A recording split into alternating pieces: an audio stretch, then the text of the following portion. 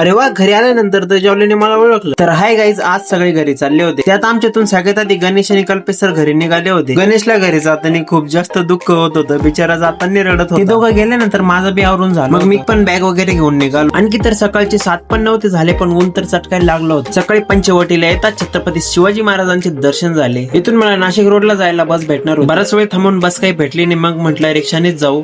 इथून Nashik road railway station पर्यंत रिक्षामध्ये आलो. तर इथून छत्रपती संभाजीनगरला जायला मला 8:55 ला रेल्वे आणि इथं मी 8 वाजता पोहोचलो. रेल्वेला यायला आणखीन 1 घंटा टाइम होता. आता इथे ट्रेन अनाऊन्स झाली होती. मी ज्या कोच मध्ये जाणार होतो तो कोच काही डिस्प्ले झाला नाही. मग आपला डबा जिथं येईल जिथं बॅग घेऊन मला स्वतःहून जावं लागलं. ट्रेन मध्ये तर खूप गर्दी होती, पण रिझर्वेशन असल्यामुळे काही टेन्शन नव्हतं. मग मी छत्रपती संभाजीनगर मध्ये उतरलो. एवढ्या उन्हामध्ये हाल एकदम खराब झाले होते. त्यात एवढी मोठी बॅग घेऊन प्रवास करायचं म्हणजे खूप मोठं टेन्शन होतं. नंतर मला आमच्या गावाकडे जाणारी बस भेटली. आपल्याला जाते वेळी छत्रपती संभाजीनगरचे 2 गेट्स लागले. या गेटचं नाव तर काही आठवत नाही, पण त्यातलं एक दिल्ली गेट नक्की आहे. असं मी आमच्या घराच्या समोर उतरून घेतलं आणि आता मी बघणार होतो की जॉली मला ओळखतो की नाही. घराजवळ आल्यानंतर तो मला भुकायला लागला, पण त्यांनी जवळ गेल्यानंतर मला ओळखलं. जॉली मला खूप दिवसानंतर भेटला होता. आता जवळपास 15-20 दिवस सुट्ट्या होत्या, त्यामध्ये खूप मजा करणार. नंतर घरामध्ये आल्यानंतर मम्मीला पण भेटलो. चला तर मित्रांनो, भेटूया मग पुढच्या व्लॉग मध्ये. धन्यवाद.